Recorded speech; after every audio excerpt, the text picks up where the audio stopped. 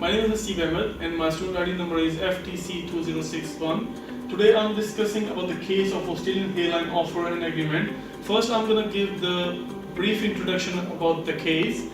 There was a company called Australian Airline. They offered an advertisement in that newspaper that the haircut will cost $10 instead of $60, whoever brings that advertisement along with that advertisement at the shop. And when a lot of people they came to the shop and the owner of the company, he realized that this is too much people and it's going to be the loss. So he has changed the offer and he has placed a paper on the shop, advertisement on the shop, that if this offer will not be valid. Now I'm gonna explain some of the issues that arises from that case. Customers who have produced the advertisement before the notice goes up of ending the offer are enforced by legal agreement or not. The second one is customers with no advertisement are currently enforced by law or not. The third one, May is able to argue on the value consideration he offered or not. The third one, after the withdrawal, does the obligation remains the Australian Airline? Now, these are some of the rules which is related to that case. The first one is acceptance can be expressed or implied. The second one is the term must be brought to the notice completely by the offeree. The third rule is consideration must be possible of performance by the offeree. The fourth one, a condition precedent is an event which must occur in order to fulfill the agreement offered. The fifth one, offer's requirement must be met by the offeree. The sixth one is revocation of offer can be done anytime prior to the acceptance. And the last and seventh one, proper notice of revocation is required in order to revoke the offer by the offerer.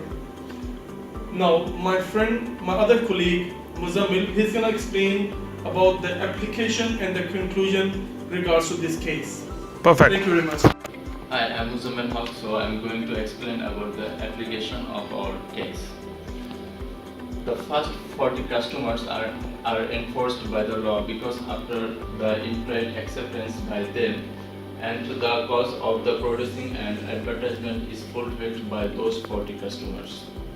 And the second one, customer with no advertisement are not enforced by the law because in this advertisement it was specifically mentioned that on the production of advertisement by the customers they will provide a discounted haircut, so that is a condition presented in this case. And third one is Australian Airlines is not enforced by the law to argue on the possibility of the consideration which they promised in the advertisement. Revoking of the offer is only possible when offer not accepted. Now we are in here for conclusion. So in this conclusion, customers who came with advertisement before notice goes up are enforced by law of haircut. And the second one is customer with no advertisement are not enforced by the law. And third one, Australian Airline cannot revoke the offer on the argument of affordability. The fourth one, Section 18 can be applied on Australian Airline on misleading deceptive conduct. And finally, after the withdrawal, main Israel has obligation under implied acceptance rule. Good afternoon everyone, my name is Bodiul Alam Raju, my ID is EMB22476. Now today we are discussing about a case regarding introducing a new business and registering this company, how to regarding the rules and issues, because it's from the beginning it's a small company, but according to the rules after a few years it will be a bigger company, and yet it has to maintain the rules and it will be a bigger company. So now we are discussing about the issues like a family. First of all, a family company to fall in which category for registration under specific circumstances. The second one is, does the changing dynamics of the business also affects the nature of the registration on which company is registered.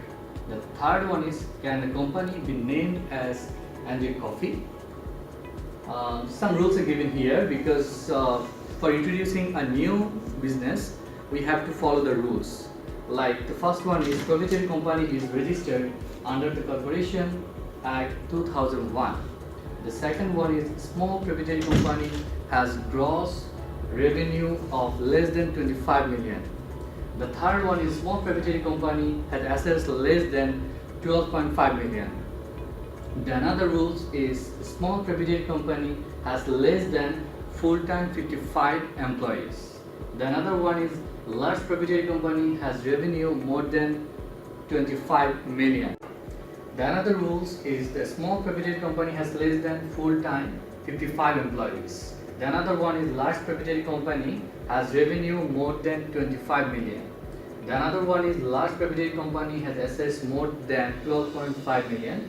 And the last one is, large proprietary company has more than 50 full-time employees or part-time equivalent.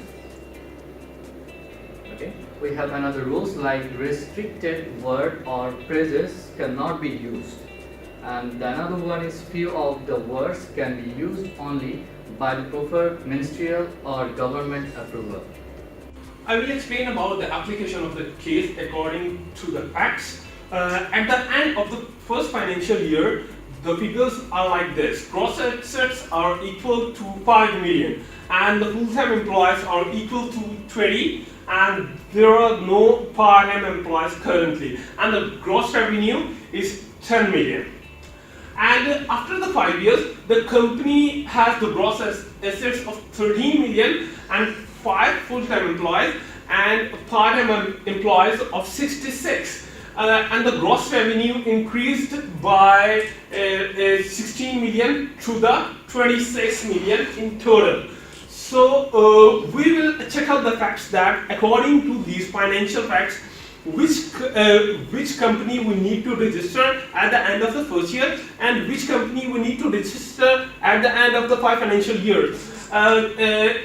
According to the facts, in the first year, the gross revenue was less than 25 million and the consolidated assets were also less than 12.5 million and the full-time employees were also less than 50. So at the end of the first year, if we match the figures according to the corporation's law and the figures of the company, we will register the company for the small proprietary company. And secondly, at the end of 5 financial year, when the figures of the company has substantially changed, we will go for the large proprietary company because the gross revenue has crossed the mark of 25 million and the consolidated assets are more than 12.5 million and the full-time employees are also more than 50 or equivalent to 50. Okay, now I will explain the application into more specific ways. Figures of the first financial year matches with the small proprietary company according to the corporation's law. And the figures after the 5 years will convert them into the large proprietary company. And the one issue which my friend explained in the start, that the company can name as Answer Coffee or not. The company cannot be named as Answer Coffee without the approval of the government and the ministry. We have checked it online as well. By searching this name on the website, it is not allowed by this one. And coming to the conclusion of this case, I have came to the conclusion that the company at the end of the first year will be the small proprietary company according to the corporation's law. And at the end of the 5 years, after the financial figures will substantially increase, it will be registered to the large proprietary company. And if they will not change the format after the 5 years, after the financial figures will change, they might be misrepresenting the financial facts, so they can be charged under section 18. And lastly, the ANZIC name needs a special approval from the ministry and the government of Australia as well. And if they will name this company with the ANZIC copy, still they can be charged with the section 6 and the section 17. That's all from on the behalf of all of my group members. I want to thank our teacher Jonathan, who gave us an opportunity to learn from the assignment and from the presentation and from the video. We have learned a lot and hoping to perform in the professional career very well. Thank you so much.